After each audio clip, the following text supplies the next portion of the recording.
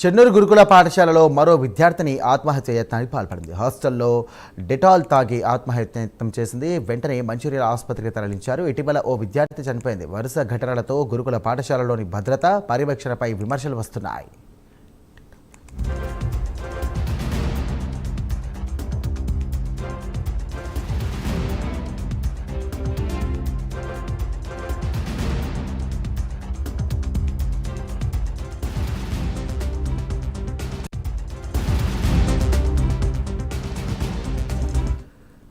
Right, చెన్నూరులోని గ్రామంలో ఉన్నటువంటి ఒక సాంఘిక సంక్షేమ గురుకుల పాఠశాలకు సంబంధించి కూడా విద్యార్థిని డెటాల్ తాగి కూడా ఆత్మహత్య యత్నానికి పాల్పడింది. వరుసగా ఆ గురుకుల పాఠశాలలో విద్యార్థులు చనిపోవడం ద్వారా కూడా అటు పర్యవేక్షణ, ఇటు భద్రతకు సంబంధించినటువంటి అంశాలపైన ఆరోపణలు వస్తున్నాయి. ఇదే అంశానికి సంబంధించి మరిన్ని డీటెయిల్స్ అందించడానికి ఫోన్ ద్వారా మా కరెస్పాండెంట్ చంద్రశేఖర్ సిద్ధంగా ఉన్నారు. చంద్రశేఖర్.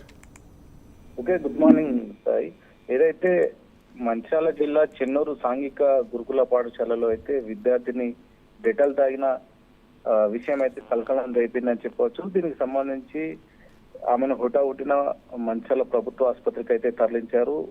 ఇటు పేరెంట్స్ అడగగా ఇద్దరు విద్యార్థినులు గొడవపడంతో ఇటు ఏదైతే మనస్తాపానికి గురై డెటాల్ సేవించిందని వారి తల్లిదండ్రులు అయితే ఆరోపించారు. దీనికి సంబంధించి అక్కడ ఉన్న విద్యార్థితో పాటు ఇటు టీచర్లను కూడా సంప్రదించారు. కూడా వారిద్దరు గొడవకు కారణమే అని ఇక్కడ తెలుస్తుంది. ఏదేమైనా కూడా ఇటు సాంఘిక సంక్షేమ హాస్టళ్లలో మాత్రం భద్రత కొరవైందంటూ ఇటు విద్యార్థి సంఘాల నాయకులు అయితే ఆరోపిస్తున్నారు. గతంలో కూడా ఒక విద్యార్థి మృతి చెందడం పట్ల చెన్నూరులో ఇదే సంఘటన జరిగింది. విద్యార్థి కూడా అంటే పురుగుల మందు సేవించి మృతి చెందిన సంఘటన వెలుగులోకి వచ్చింది.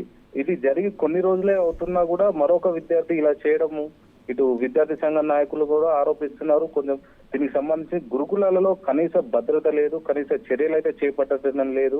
దీనికి సంబంధించి ఇటు తల్లిదండ్రులు ఆరోపిస్తున్నారు. అదేవిధంగా విద్యార్థుల పట్ల పర్యవేక్షణ కరువైంది. అసలు గురుకులాలలో చదివియాలంటేనే భయంగా ఉందంటూ ఇటు విద్యార్థులు అయితే సంబంధించిన తల్లిదండ్రులు అయితే తెలియజేస్తున్నారు. దీనికి సంబంధించి ఇటు విద్యార్థి సంఘం నాయకులు కూడా ఆరోపిస్తున్నారు.